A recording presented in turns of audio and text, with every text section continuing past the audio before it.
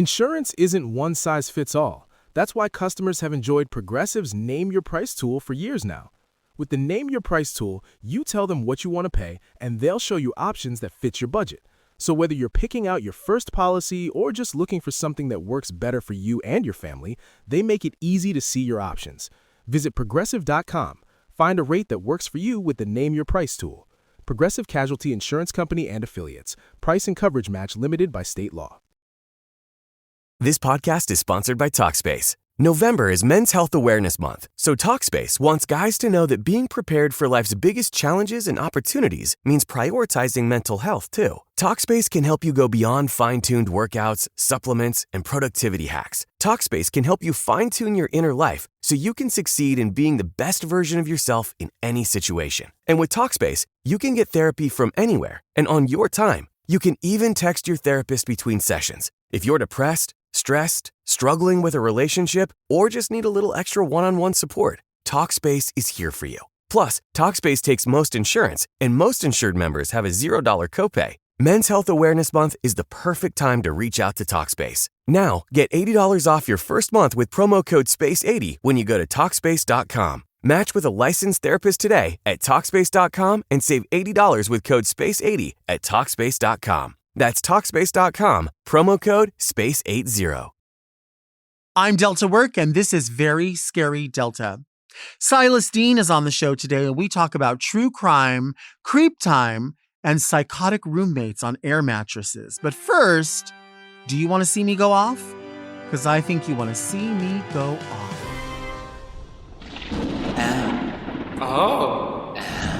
Mom! I've been waiting for you. Do you rub balls like me? Magical, mystical balls. Are you ready for a reading from me? I'll fry your fish and mine. The 5 of Burlington, you'll buy a nice coat. The 10 of Subway, footlong down your throat. Wait, what's going on? What are you doing? Is this a spell? With the 20 of Jack and the 30 of Dell, you'll eat like a creature on your way to hell. Dinner salads and saccharin, hordes of fat cats. Call in the district manager wherever they're at. Dolls and daddies, babies in quandary. Let there be complaints and corporate apologies fondly. And those who are very, wherever you dwell, pick your hill and I'll stand with you and yell, it's Very Scary Delta! I'm Delta Work, and this is Very Scary Delta, a luxury public access podcast and talk show where I look gorgeous, speak extemporaneously, and invite fascinating people to sit on the couch and get very scary Delta. Very Scary Delta is for the woman who wants to fucking tear you apart. But first, let's get into some things that are very scary Delta. Go off, Delta! Are you a Costco member like me? I go to Costco every month or so, 6 weeks, because that's really all I can handle. I love it. I love the idea of the deals. I love the idea of so much to see. There's so much to see. It's like sensory overload. You can smell the samples. You can taste the samples. Although I've only tasted a sample one time in all the years that I've had a membership. Just one time. And it was pulled pork. And it was so good. But everyone talks about all the samples. Try all the samples. I hardly ever see any out. Or when I do, everyone's lined up because I think they figure, I don't know, they're going to get a free meal off of all the different samples that they get. They'll be full by the end. And listen, if you're not full by the end, you can still get pizza and hot dogs and chicken bakes for under $5. I've still never gone up to the line where you get the food because, again, I just don't want to get in line for everything. Just getting into Costco itself is crazy to me. The parking, no matter which one you go to, the parking is nuts. I feel like I need there to be a Costco in my area where the parking structure is inside the middle of Costco. So you drive maybe down and you're in the middle of all of Costco, and Costco's like a square. And then you drive in And on every level, so maybe there's 1, 2, 3, 4, 5 levels, however many they think you need, at every wall, there's an elevator and the elevator goes to an entrance. Wouldn't that be more convenient than just like everybody fighting for 60 parking spots? It's just not enough parking. It's never enough parking, but whatever. And then of course, half the parking is for people who are trying to save 15 cents on gas, which listen, money is not growing on trees. I get it. Again, I'm speaking from a place of privilege, whatever. I don't really consider it a place of privilege. I consider it a place of unabashed laziness. I'm just going to pay more for gas. I'm just going to pay more because I'm not waiting in line because I'm impatient and fat and lazy. Okay. So that we already know that. How long have you been watching this? Impatient, fat, and lazy are my values. Those are my values. That is what I offer to the world. So come here if you are that. If you are not, don't talk about how you're not. Just go the fuck away. Just go to Costco and hang out in Costco and try to buy whatever it is that you buy. Speaking of buying things in Costco, it surprises me for a place that sells in so much quantity and wants all of its customers to consume quantity that they don't sell really plus sizes. Where's the plus size Kirkland? Where's them clothes? You know, there's some of us over here that go far beyond a 42 waist. Far beyond infinifat. Do you understand how far that goes? And you want people to buy bags of candy this big. And don't tell me, oh, well, no, the reason that they sell it that way is because a lot of businesses shop there. We are fully on board that people who go to Costco do not all own a business. And I'll tell you right now, I started with the executive membership. I'm not an executive. I'm not an executive anywhere except as the CEO of Deltaco. But other than that, I don't shop for a business. I shop for myself. When Halloween candy was made available there this year, you know I bought a bag immediately, knowing damn well I'm not going to have one trick-or-treater. But I want candy dishes all throughout my house and in my dressing room and in my office. I want them all over the place for people to enjoy. People being me. I want the Almond Joys first. Okay? The last thing left in there are the plain Hershey bars. Nobody wants those. Save those for baking at Christmas. I keep buying those bags of candy. Why? Fat, lazy, inconvenienced. I don't want to go back there again soon. I'm not going to. I don't understand about Costco. All of these things that are offered, which by the way, the executive membership, I nixed that a year ago. I'm not using any of those benefits. What do they have? Tires, get in an hour early to shop. I don't want that. If my celebrity doesn't get me in there an hour early, I certainly don't want to have to buy a card for that. And I'm not a celebrity, so I'm not going to get in early. I feel like when I was a kid, I used to read in the Inquirer about how celebrities would go shopping early, right? Like the stores would let people in because they were going to spend so much money. I'm not spending so much money, but I like to be in the front of the line. Like if I go somewhere and there's VIP parking, I don't care how much it costs. I want VIP parking. Not Scary Farm. I want VIP parking. How much is it? I want in front of the line. How much is it? I want all of that. How much is it? Executive, not Scary Farm. I want it. I don't want it for free. I'll pay for it. But I just want the option of that. I feel like maybe Costco needs to start offering with their executive membership. And if they did offer it, I would buy it again. They need to offer a service of all purchases come with boxes, whether you ask for the boxes or not. I am so tired of getting in line and having some green grapes, a bag of candy, 2 loaves of bread, makeup wipes, and something else. And I go through and I see that they're just throwing them in the cart. And I'm like, can I get a box? Again, you have to start small. Hi. Oh, sorry. I know you're having a conversation with somebody. Could I get a box? And they're like, you want a box? Well, I just fucking asked for a box. Do I want a box? If I just asked for one, I didn't ask for one because I'm fucking stupid. I asked for one because I want one. So I shouldn't have to ask for it if you make me just pay before I ever show up. That way you never have to ask me, and then you never have to ask me if I want a box if I ask for a box. Why would I have asked for the box? for my fucking health? Do you see how unhealthy I am? Am I going to start with cardboard boxes as the first thing to make me fucking healthy? I'm going to have an aneurysm. I just want to, what do you think? I'm going berry picking and I'm going to pull up the top of my fucking pinafore and put all my groceries from Costco and go hopping out into the parking lot? I need a box to put my fucking grapes in. What is so hard about it? Why is it a challenge? Why is it are you sure? No, you know what? No, I'm not sure. Actually, no, I'm not. Put the grapes on the ground and let me fucking stomp on them. Actually, you know what? Let me not buy them at all. Let me not buy them because I'm inconveniencing you so much. Oh, are you sure you want to buy? Am I sure? Am I sure? I'm not sure of a lot of things, but you know what I'm sure of? I'm sure that I want whatever you offer here to facilitate my convenience. I'm very sure about that. I'm not sure of my exact weight. I'm not sure if I'm really lying or not lying when I tell people that I'm 5'9", because maybe I'm 5'8" and maybe I'm 5'10 and a half. I don't know. But I tell you what I am very sure of. I'm very sure that I would like a box to hold my items. I would say a bag, but I get that you don't offer bags. Bring me one of those banana boxes with the big hole on the side with tarantula legs in it, like I fucking ask. Bring me a box. Are you sure? Am I sure? No, I'm not sure. Please get inside my brain and think for me, because I'm not sure if I need a box for my purchases at Costco. I'm not sure. Offer that as an executive benefit. And you read the list.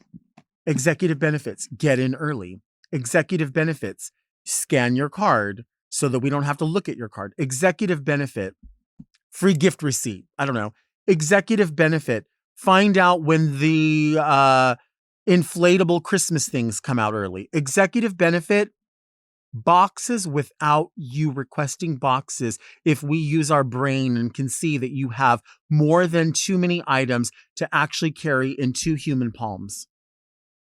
That would be a benefit to me. That would be a reason for me to have an executive membership at Costco. Other than that, I don't know. I don't care at the end of the year that you're going to go, wow, look at what you saved $41 and we're going to send you a check for $41.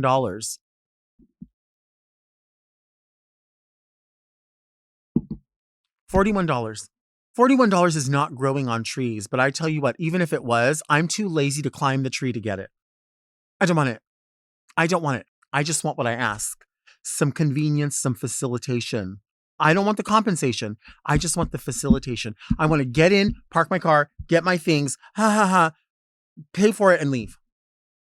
But it's so hard. It's so hard. How will I survive? At first, I was afraid. I was petrified. And then I went to Costco and then I realized that I will not survive. I will not survive Costco. Do you want to see me take a break? Because I think you want to see me take a break.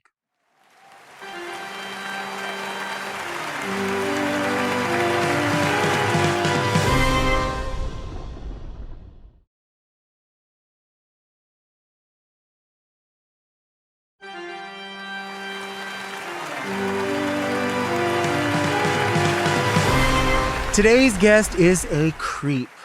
He's a true crime aficionado from the CreepTime Podcast. It's the one and only Sylas Dean. Hello. Hi, Delta. Hi, thank you for being here. Thank you for having me. It means so much for me to be on this show. I'm so excited. I'm excited. We were talking off camera about your look.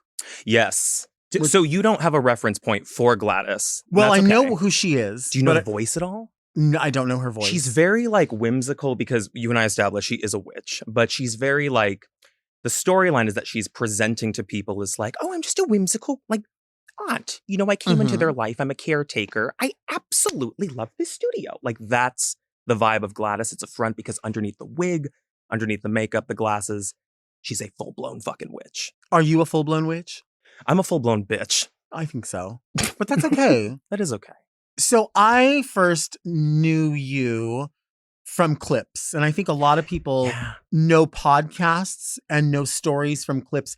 In fact, I feel like there's a lot of people that this podcast, for instance, they'll only see the clips and they won't maybe go hear a full episode. So they will kind of base their opinion of someone on the clip. Totally. That's kind of a great way to get introduced to somebody. It's how I found you. And I was like, it's it's a great gateway for sure, but it is one version of the whole arc of what you do. It's just like an introduction. Exactly. Yeah. But it's so funny because like those clips are like cut downs of the show, or if I make short form content, it's received so differently in different places. Because before CreepTime, the podcast, which is all true crime, I started on TikTok and it was a lot of like writing fictional scary stories or talking about the paranormal, talking about ghosts. And that was one audience. Switching over to Reels on Facebook, I learned very quickly they fucking hate me. They want to knock you for wearing nail polish. They don't like if you have jewelry in your face, a nose ring or a septum.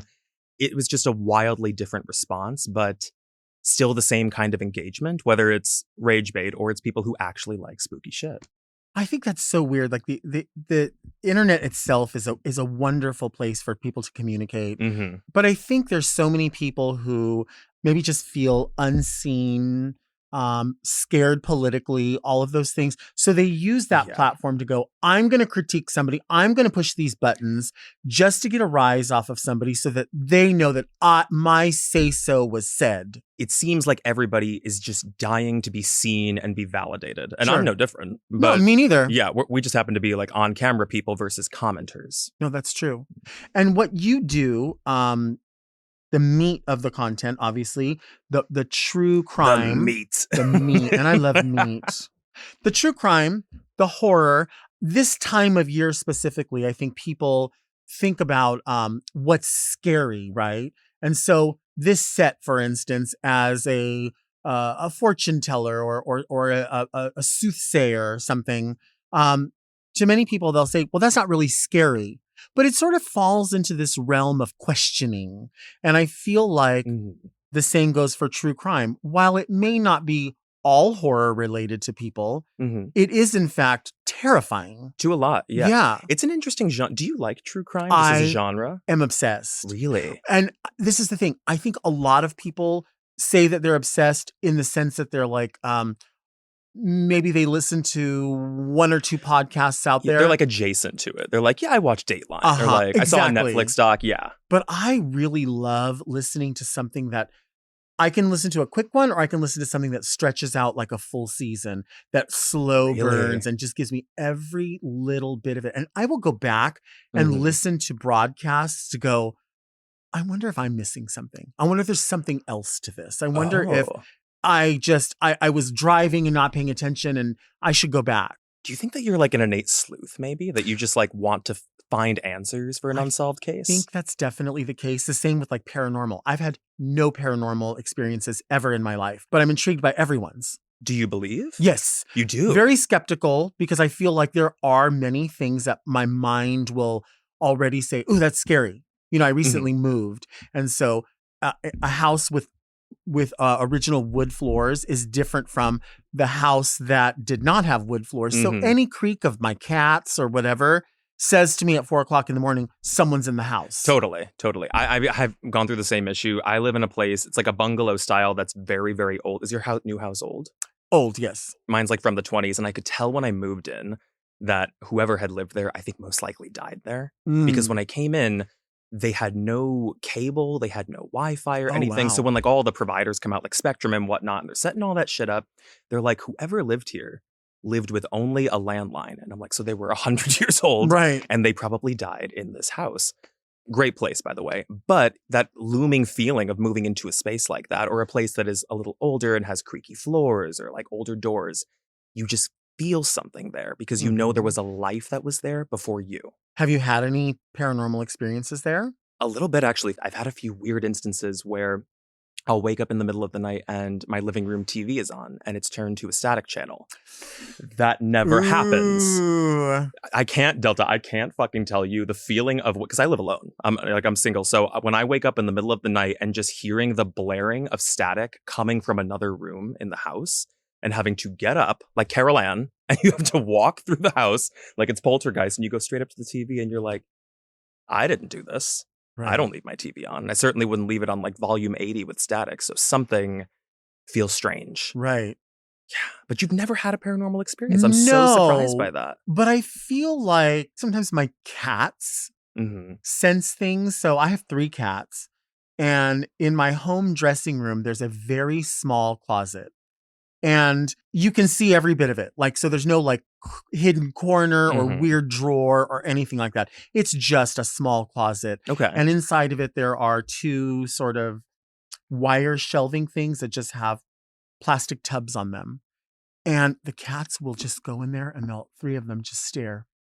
Isn't that so? Do you feel like animals can see things that we can't sometimes? Sometimes I don't want to, maybe it's the Aquarian in us, but I'm like, I don't want to believe in something that sounds fucking silly like that. But in a weird way, they seem to see things that we don't. I think so. And here's something I've never shared that I think is super weird and I guess unexplained.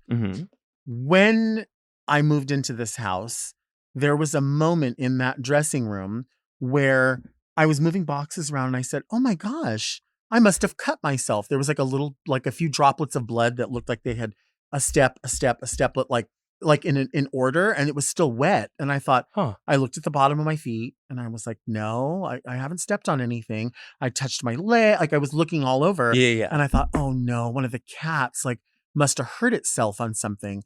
Checked the cats. There was nothing.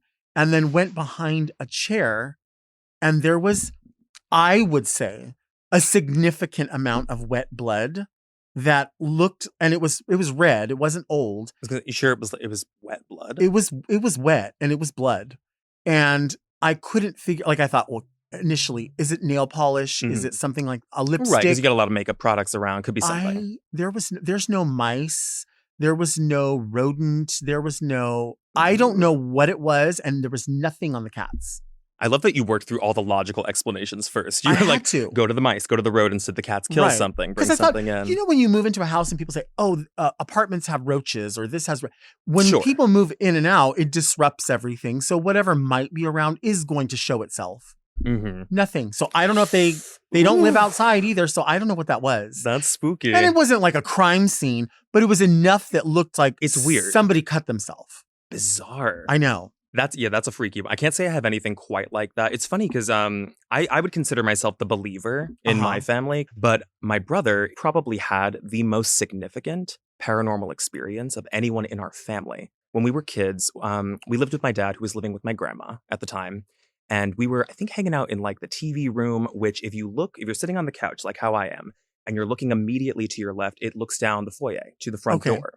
So he's sitting next to me. And his face turns down the foyer. So while we're just sitting there, it's like maybe 8 or 9 o'clock at night. He turns his head and starts screaming like I had never heard in my life. And he doesn't say anything about a ghost. He goes, there's somebody in the house. And I will never, I get chills thinking about it, but I will never forget the feeling of like, we thought there was an intruder. My dad comes barreling in. My grandma's on the phone with 911 and we're turning on every light. We check the basement. There's nobody in the house. And what we ended up finding out of what he saw, he said he turned his head and he looked down the foyer, and what he saw was a man in a white suit with long white hair and a top hat peering from around the corner of the living room, watching him. And it was so real and so vivid. He was convinced there was somebody in the house, and I never forgot about that story. I went on tour. I told it in every single city, and he would die if he knew. Do you think it was Colonel Sanders? I hope to God it was. Yeah. And if he was looking for the wrong person. He was looking for me. That is so scary. Freaky image, right? Let's take a break.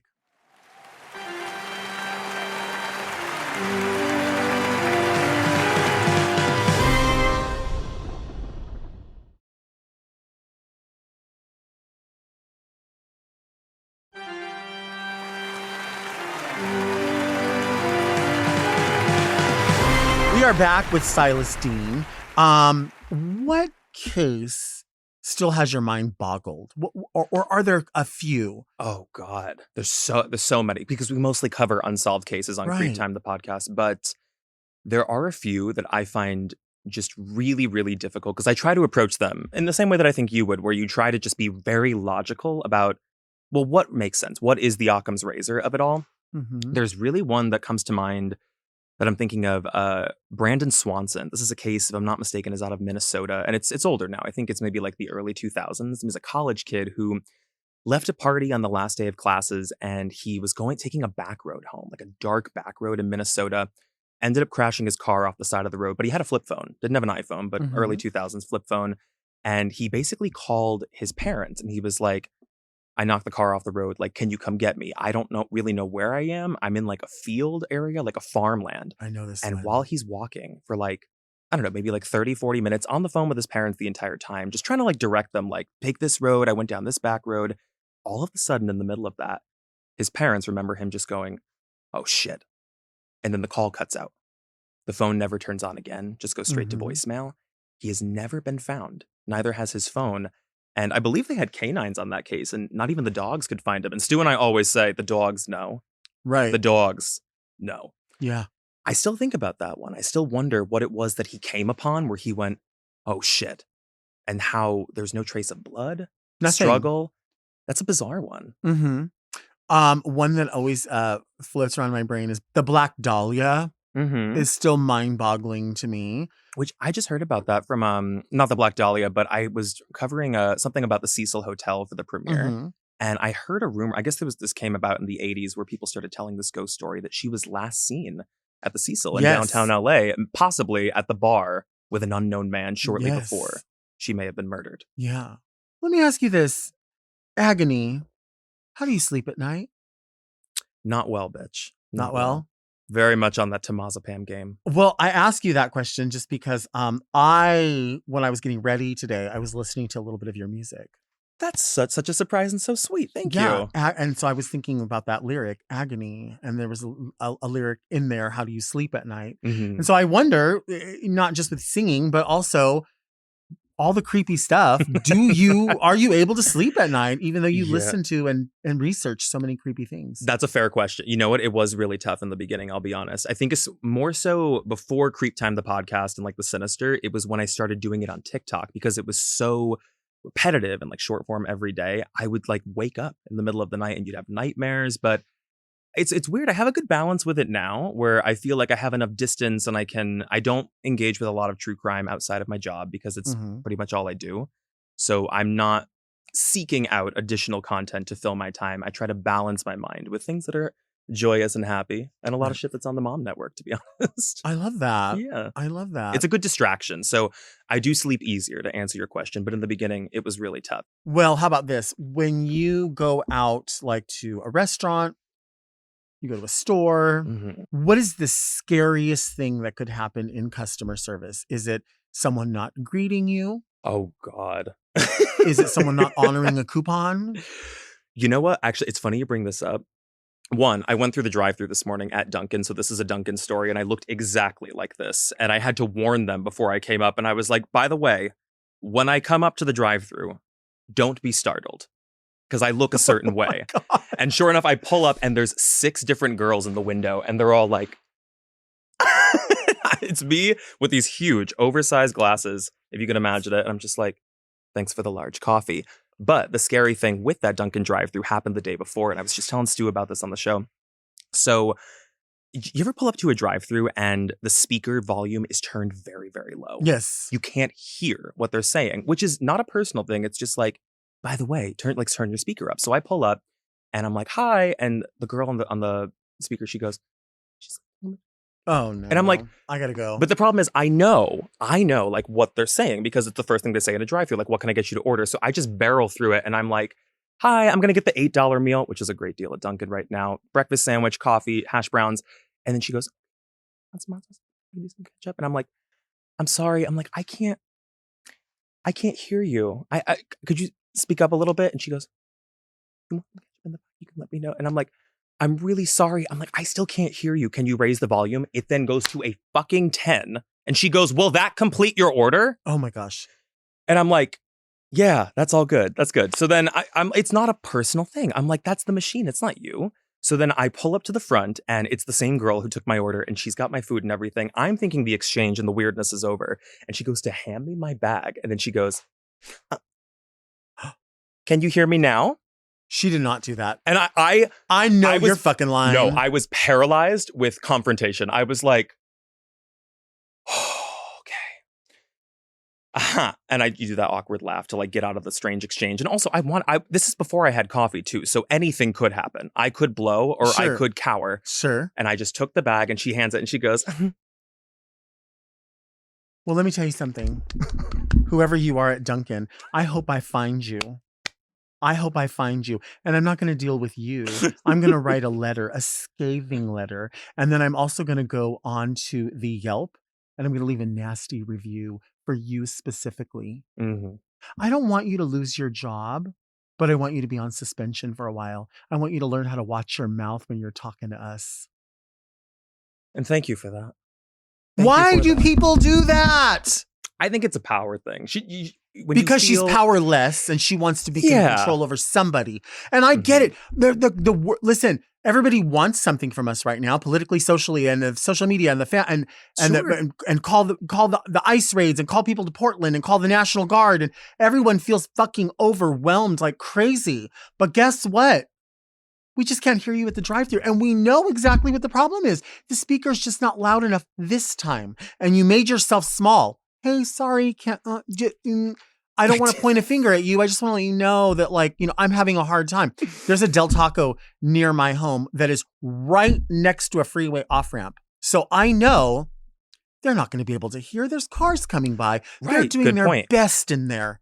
They're doing their best. All you wanted to do was pay for the most minimal thing, which is the thing they're advertising right now, an $8 meal. Exactly. I just want to be in and out. And the thing is, I'm not a mean person. No. Especially, I worked in customer service for 5 fucking years. Right. I literally came up and could not have been smaller, nicer, and sorry, I just can't hear you right now. And she took the inch that I gave her of submission and she ran a mile with it. Well, the problem is that you give people an inch and they'll try to take 8.5. Yeah.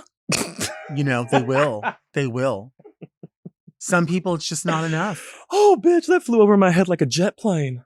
Oh, my God. Do you take road trips ever? You gotta say, do you take a dick? Well, I listen, that's a given.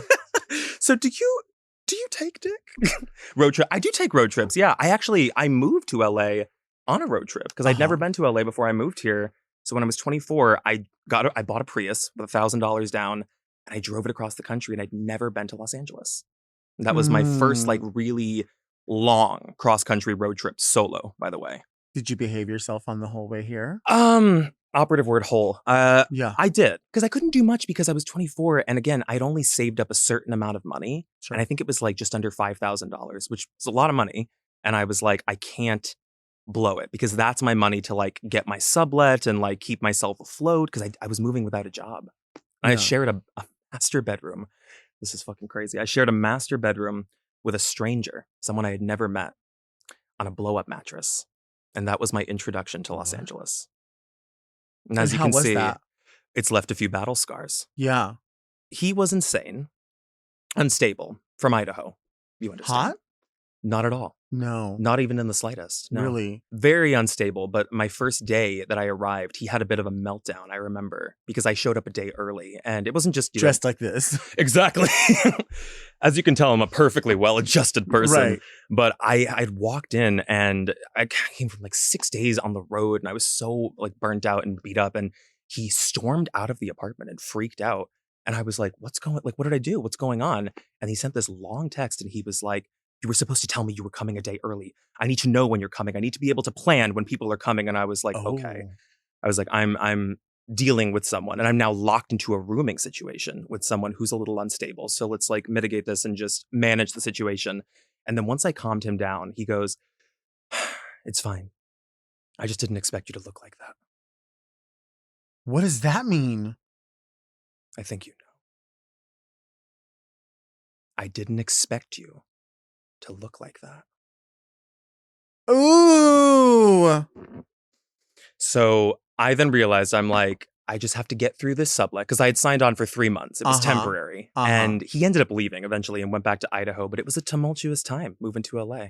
That is so scary. It was. He was a scary person. It's true. I mean, the living situation was scary. Sleeping on a blow-up mattress for 3 months is really no fucking joke on the spine. Yeah. I was asking about road trips because I was thinking about scary things. And I always find the desert to be such an ominous place. It is. Especially when you're that trip to Vegas, you look out and you're like, there's nothing here. But at some point there was something here. Yeah, deserts are very scary at night too. Oh, there's something about the abyss and it's like looking out into the ocean. There's this constant darkness in a desert, and it's also cold and windy. Like all of the elements of spooky are there. Mm-hmm. I actually, on that road trip, I was about to run out of gas because I bought a Prius because I'm like, that will be the best thing to get me to Los Angeles, right? The best on gas. Mm-hmm. And when I was driving through, I think it was Salina, Utah, Okay. which this is a long stretch of highway where there is nothing but desert, nothing. And I think I passed a sign. I think I had like 100 miles left in my Prius worth of gas. A sign said there is no gas for the next 80 miles. And I started to panic because this is not a part of the desert where I've got cell service. So I'm like, all right. Do I turn back? What do I do? I was like, I came from like Grand Junction, Colorado, where I just stayed with a pastor and his wife at an Airbnb. It's a tumultuous time. Ooh, kinky. I think, you know what? I think I was their first Airbnb guest ever. They were so scared of me. Because don't. Oh, I was thinking air mattress still. No. With the pastor. No, the air mattress with the pastor. Well, Right. They had me in their basement. And they were just so scared to make any noise. But also, it's a scary thought having, early days of Airbnb, a stranger in your Mhm. basement. So the next morning, though, I think they were just happy to be alive. I Right. didn't do anything in the middle Well, of the you're night. happy to be alive. Truly. What could have happened with that wife and husband? A lot of pent-up aggression going on there. Do you think you could be a serial killer? Visually or intrinsically? Literally. Literally. I don't think I have the capacity. No. I think you could commit some kind of crime because you're so convincing. I like that. Yeah, definitely something like I feel more public, probably. Something in the Mhm. realm of like, I don't know, political, like under the table stuff. I feel like I'd be good at money Mhm. laundering of sorts. I mean, yeah, I think I could do the same thing. But the problem is, where are we going to get the money? Step one, acquire the money. Right, Step right. two, start laundering it. Right. We can't do that. We don't even have dirty money to clean. So No, I'm too much of a goody two shoe. I feel like I've only had a few run-ins with the cops in my past, like especially when I was a teenager, and I think I presented as a very good kid because I think I was. I got Yeah. good grades, and I was a good kid growing up. I don't know. Have you had a lot of run-ins with the cops in your youth? No, not at all. Okay. Getting pulled over or something like that for like going over the speed limit or I got busted on my first gay date when I was 16 by the cops. Really? hmm So we didn't know where to go on our gay date because we weren't out. So I proposed this idea in my Nissan Pathfinder that I was going to just like pick him up and I would park us in this condominium parking lot. We were just going to hang out and like chat in the parking lot. But when you look at that from afar, it looks a little sketchy. So somebody reported us because they thought it was a drug deal going down. Okay. So when we're on our date, nervous as hell, chatting about absolutely nothing, we see cop lights come up behind us. And it's not one, it's 4 cruisers. Oh, Because they my think this is a goodness. real legit like drug situation. Uh-huh. And we didn't know our rights. We don't know that we can be like, we don't consent to a search and like, et cetera. So they're like, get out of the car. We had to get out of the car. And they searched my whole vehicle. Uh-huh. And meanwhile, we're standing there and we're thinking they're going to call our parents, which is going to out us. So we're shitting ourselves. And at the time, I was in drama club, if you couldn't tell. We were doing some sort of a play where the thing was like, oh, bring in any like wigs and like old Halloween costumes you have. Because we just want to like try them out and see like what's going to fit for like which characters. So my car is filled with fucking wigs. So in the middle of this like drug bust, when they're searching my car and really searching it, they just keep tossing these wigs in the parking lot. And they're like, what are all these fucking wigs in this car? And then eventually we somehow got ourselves out of it because the cop like realized that we didn't have anything on us and he wasn't really sure what the hell the situation was. So he let us go home basically without calling our parents, which was very kind, but also they did the most. So then we get back in the car and this poor kid was so nervous and wrecked because he really thought our parents were going to get called. Sure. The cover's blown off. So he's like, I'm really fucked up over that. He's like, I just that really like fucked up my stomach. And I'm like so nervous. And I'm like, let's calm down. I'm like, how about I just drive us around for a little bit and just like take our minds off of it. And I end up getting us on the highway to just, I don't know, take off. And my car runs out of gas.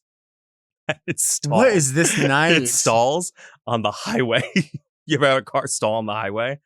It's not great. Oh my God. So I then had to make his ass get out and help me push my fucking 94 Pathfinder down an exit ramp to get us gas. And then once I did, I was like, I think we're going to call it a night. Yeah, but he still I came think back that to might- I snuck him into my place and he slept in my bed with me. We didn't do a damn thing. We slept with our clothes on.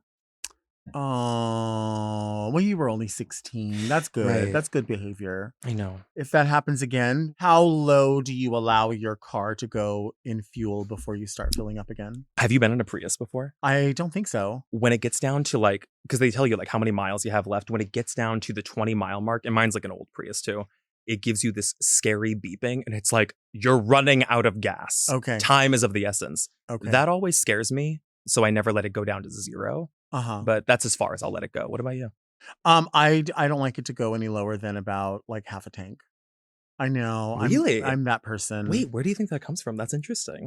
I'm an only child, Mhm. and I was raised by a single parent, so I've always had to sort of anticipate and overcome everything.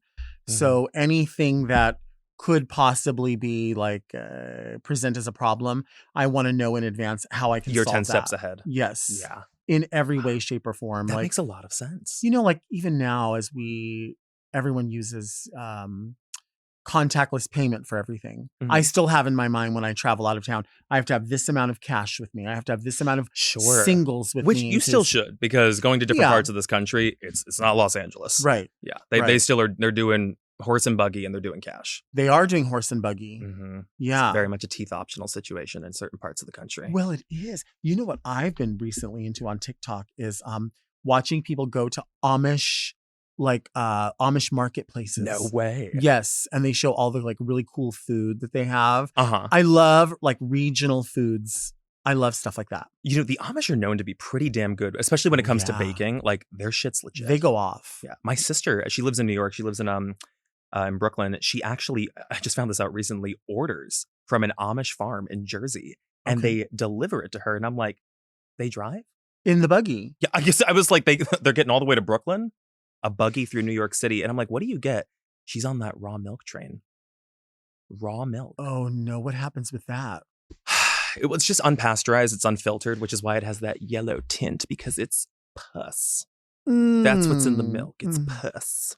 And what does that do for your biome? I think that's a part of it where it's like, oh, it's better for my gut. But also, she said it is the creamiest milk. And I'm No. like, if you really need that, just drink half and half. If I that's don't want really creamy your milk. shit, you know? I don't want creamy milk. You don't what do you drink? What's it, 1% skim? I like whatever almost turns blue. I like that. But I will say, just to be real about it, Mhm. if I get a coffee, I like regular cream in it. Do you do sugar in your coffee too? I bring my own sweet and low packets. I keep them in my bag. Why sweet and low versus the other? I just like because that saccharin is so Okay. so fake sugar. It has a very specific taste to it. I Mhm. know exactly what you mean. There's something about that. I actually wish I had. They used to do back in the day, sweet and low tablets. They were like little tiny Oh my like God. Tic Tacs almost. And you Did would it look just like pop so it like a with little version of a sugar cube it. kind Kind of, yes. That's but they kinda were cute. little tiny ones. They should bring that back. I know. Let's take a break.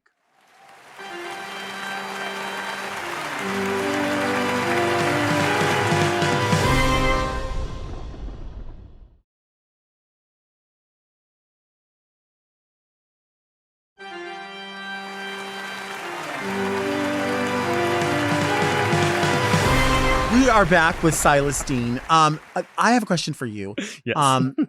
Is there any small fish that you want to fry? Anything that's just on your nerves or an observation? Yes, I do. I was talking to you a little bit about brand deal stuff, which again, we agreed is a privileged problem. Like to receive brand deal items or PR, if you receive like mailers. I recently, funny enough, because this outfit is from Weapons, I got a mailer from the team at Weapons.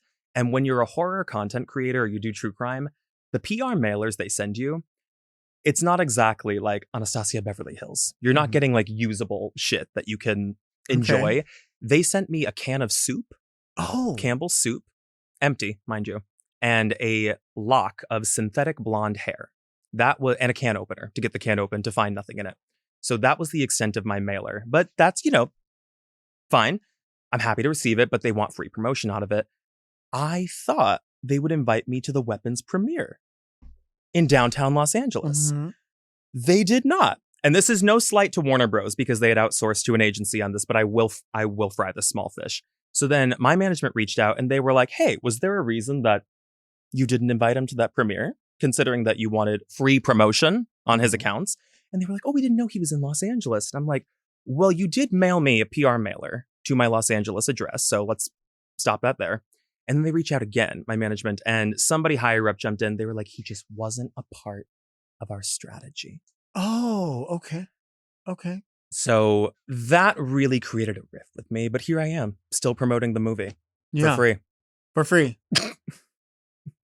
My mind is constantly blown by people who I don't know if it's they outsource to these companies that just don't have a grasp on what's really going on or who really is a mover or shaker or who they want to effectively speak to their brand. Sure. You know, and I can say as a very, I believe, vocal representative of the Hispanic / specifically Chicano community in Southern California, it always blows my mind how many events happen where every other drag queen is invited except for me. And I think, I can string along a sentence, right? Yeah. I can engage with a handful of people, maybe more than some of those people. And yet you still don't think that I have my finger on the pulse of anything, but you've got all your fingers up inside them.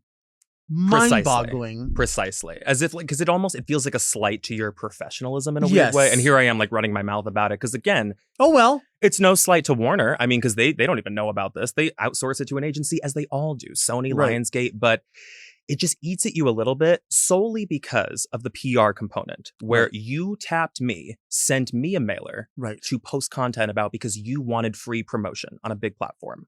And I gave that to you. I scratched that back. So usually the common courtesy in my experience is they'll offer you a brand deal. When that doesn't come, the caveat is you can come walk the carpet. When that doesn't come, I sit up on Very Delta dressed as Aunt Gladys. Right. And we bitch about it. Yeah. We fry these fish. Well, listen, this is the part of the show where we complain about things. No, this is the part of the show called Read Me Delta. People send in their letters. They have questions. They have queries. They have observations about weird shit going on in their lives. Aunt Gladdy, do you have a letter opener over there? I do. I picked out this gold one. Read Me Delta! Dear Dainty Delta and gleaming guest, why do straight men moan when they start to piss? Is that very Delta? I want to get horny by it, but instead it grosses me out. Sincerely, alluring Axel. Why do straight men moan when they start to go pee? Specifically straight men. I don't know. Do you ever, like in your road trip, did you have to hold it and go, oh my gosh, I have to go. And then you like. Oh, in middle America, side of the road. And did you go like, oh, this feels so good? Absolutely. Because again, you're in the middle of Kansas. Did you moan or did you go like, oh. Maybe in like a sigh of relief? A Sylas of relief? A Sylas of relief. I was going to ask you, you know about the pee shivers. I think most men know about the pee shivers, right? Pee shitters. Shivers. Oh, shivers. Like when you're peeing and towards the tail end of peeing, you just have a little bit of like a convulsion for a second in your body where you just shake.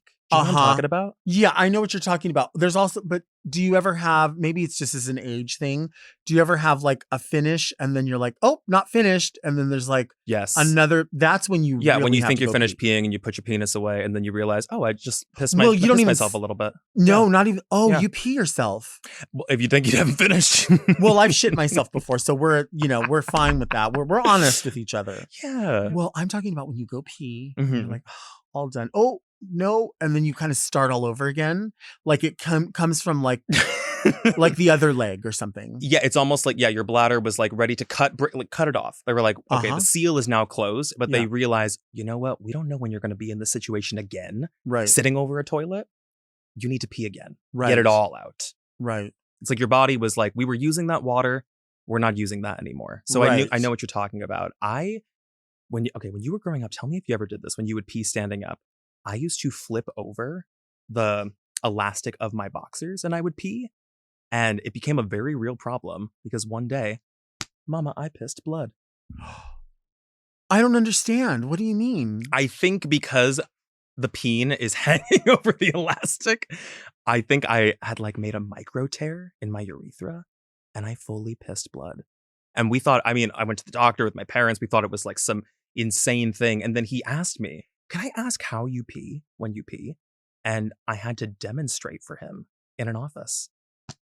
And he said, please don't flip it over, the elastic of your boxers, because you're putting tension on your urethra. I see what you're saying. Yeah. Instead of like opening the underwear like hole. Yes, exactly. Oh, I don't think I've ever opened the underwear hole. Just right over. Exactly. Apparently that can create a problem. Huh. He also said something to me, which was also formative at that age, because I feel like 13, 14 is around the time you start like self-grooming. I will never, ever forget, because you're alone in the room with this peen doctor. What are I don't know what those are called. Doctors who specialize in the peen. A urologist. There it is. Mm-hmm. There might be one who specializes in, that's urine, but like in the peen specifically. But I don't know. But he looked me in the eye. A priest. That's what it was. Yeah. I should have known. I'm Catholic. I should have known that. Damn. I remember him just asking to see, to inspect. And then he goes, does everybody your age shave? Oh, wow. And I was like, oh, because at that age when you're grooming, you're not doing the trim. You're doing a full bald shave. Right. Well, did you ever do like a Playboy bunny cutout? I tried a triangle once. It didn't work out because it's very coarse hair. But I do attempt, yes. Yeah. What about you? Do you try that? Zigzags? Nair all the way through. You don't nair. Nair everything. You're lying. Yep. I'm not lying. You nair everything? Of course. Your skin doesn't get like irritated. Well, from that? whenever I do shave, like whenever I want to groom, I will nair. So whenever it starts to get too long, just do that. It doesn't burn? No, you have to be very careful because it can. So you can't like scratch or like if you like scratch something, even just like that, and you put Nair on it, it will irritate it for sure. So you can imagine that area is also very sensitive. Yeah. But for me, like if I have tights and stuff on for drag, your hair will not snag on there if there's no hair. Wow. Yeah, for some people it's fine, but for some people, it's not. I always associate Nair. I'm like, that is burn city. That's burn victim. I knew someone that used to put Nair in his nostrils because he didn't want, and that area, like there's certain areas where there's mucosal membranes where there's not supposed to be that kind of remover, right? Humans are fucking wild. They are crazy. Nair up the nostrils. So wait, I don't understand. I feel like that's interesting that the doctor was like all up in there. And how old were you? 13? I think it was like 13, 14. I don't think that's right. It probably wasn't. And it didn't seem as maybe pervy as it does when I'm telling it. But in that moment, I was like, you definitely shouldn't be commenting on my pubic hair. Right. Don't do that. What does the doctor say now about your pubic hair? It's a female doctor, and I really think she doesn't like it. She doesn't like it. Is it full 70s, 80s bush, or is it biggest bush? You have a huge bush, extensive bush. Wait, did we answer the question? What moaning? Was it? Yeah, what was the question? Sorry. Do we ever moaning while peeing? Why do straight men do it? I don't know. I think if I had to guess, it has something to do with the release, and maybe it's one of the only times in their life where they are truly submitting to something. Well, I think if they're doing it when other men are around. Oh, we're talking about the urinal? I think that if they're moaning doing that, at the they're urinal doing it on purpose. Oh, brother. They want fellatio. That's what they want. Dear Delta and sumptuous guest, we are huge fans of the podcast and literally get our lives when Delta goes off. Currently, as we write this message, we are enjoying the most nightly of feasts at the Medieval Times in the Chicagoland area. For listeners who aren't aware, Medieval Times is the equivalent to a dinner theater for live-action role plays set in medieval times Spain, where you enjoy a feast while the knights joust real-life horses to gain the favor of a beloved princess. While slurping down our flat Pepsi, we want to know, is Medieval Times very Delta? Is it very Delta to lust over scantily clad knights galloping inside a theater, hitting each other with giant wooden sticks while we cheer for our team? Have you ever been to Medieval Times? Would you dress up for the occasion? We notice there is no silverware on the table while we type, so I guess we have to smash our faces into the plate for our tomato bisque and full-assed roasted chicken. Is that very Delta? Forever yours in honor and glory, very Kyle and very Stefania. Have you been to Medieval Times? I have not. No. I'm open to it, though. I've been to Medieval Times, and I like Medieval Times. Tell me more about it. So you can go to one in Buena Park. Okay. To me, it's very Delta. I love Medieval Times. I will say there is not silverware, so you are, in fact, eating with your hands the whole time. Okay. All right. I think there is soup, but you obviously, you just sip it because it's in like a bowl that you can do that with. But you're eating the chicken with your hands, and It's fun. The it is show making me is hungry. Really I was like, it's very exciting. So, and this is happening, they said, in Chicago for them? They're in Chicagoland, it says. Okay. But apparently, obviously, there's more than one location. I've always known of this one in Southern California. And I think there's another pirate show here you can go to as well. I do know about a pirate show. Yeah. I love that stuff. I think it's fun. I do too. I just, I don't know. I have a weird thing. Tell me how you feel about this. I have a weird thing with like dinner or meals where I have to be in a specific environment where I'm ready to see a show. If something is happening when I'm out to a restaurant and there is live entertainment, I really, really don't like that. Okay. Like if I'm there to have a conversation with somebody and I'm there to have dinner with them and there's a band, like a cover band or a jazz band who's blaring in the corner and they are demanding the focus because the sound is so overbearing and loud, I really don't like that. And I know I'm the odd one out in it, but how do you feel about it? No, I mean, if I'm going to go somewhere where that entertainment is happening, I guess I kind of have to know that I'm not going to be having those conversations. There's nothing worse than walking into it blind and you're like, oh, okay, well, I thought I was going to have a nice dinner with my friend and all of a sudden I'm at a jazz festival. But I'm also a very old lady who likes, if I go to a concert, I like to consume that experience seated.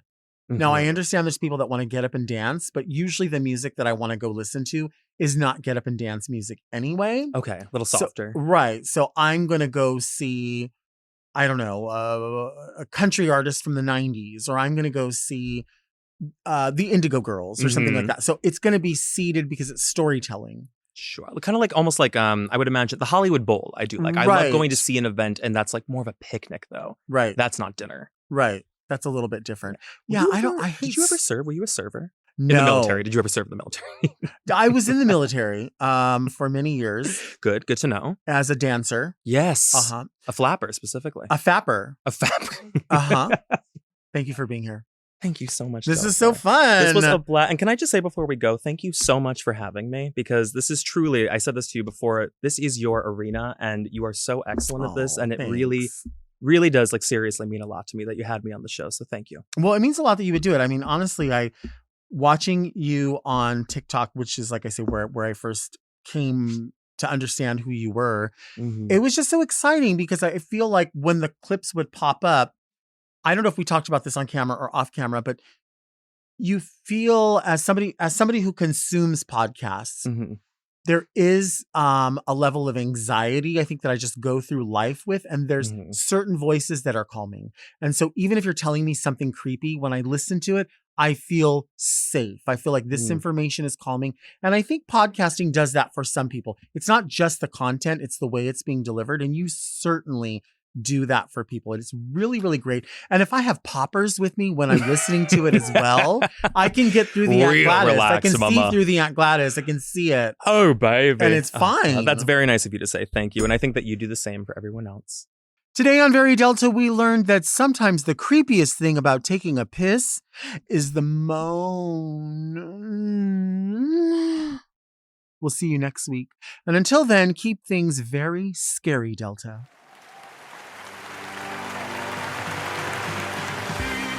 Very Delta is produced by Moguls of Media, a.k.a. Mom. Hosted by Delta Work.